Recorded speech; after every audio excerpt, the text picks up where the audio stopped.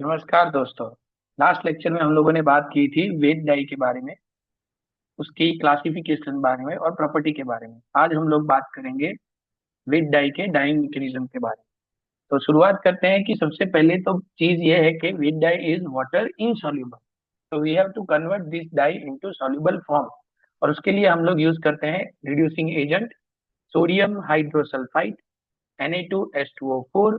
Industry इसको hydro B बोलती है, और किताबों में इसके इसे सोडियम डायथायोनेट के तौर पे भी लिखा गया है।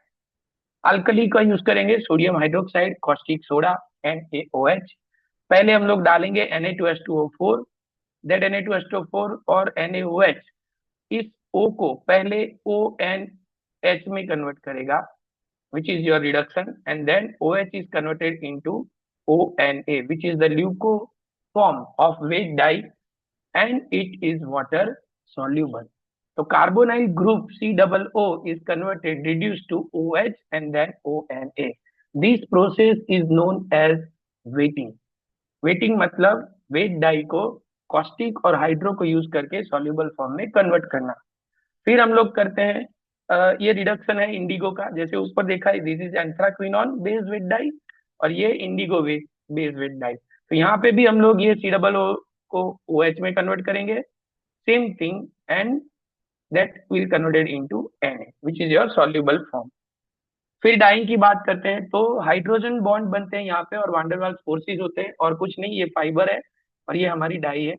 तो this OH H H2O OH ये सब इकट्ठा होके they will form the hydrogen bond and minor attraction of van der Waals forces, और इसी की वजह से डाई फिजिकल फॉर्म में एंट्रप होगी फाइबर स्ट्रक्चर के अंदर। यहाँ तक हमारी डाई सॉल्युबल फॉर्म में ही है, जो हमने वेटिंग में कन्वर्ट की थी। उसके बाद उसको हमें वापिस उसके पेरेंट फॉर्म में लाना है, मतलब वापिस उसको इनसॉल्युबल करना है, और उसके लिए हम लोग करते हैं ऑक्सीडेशन। एयर ऑक्सीडेशन करो, या हाइड्रोजन पेरोक्साइड या सोडियम परबोरेट की बात में से फैब्रिक को निकालो, या you can use sodium perborate और डाइक्रोमेट ऑल्सो।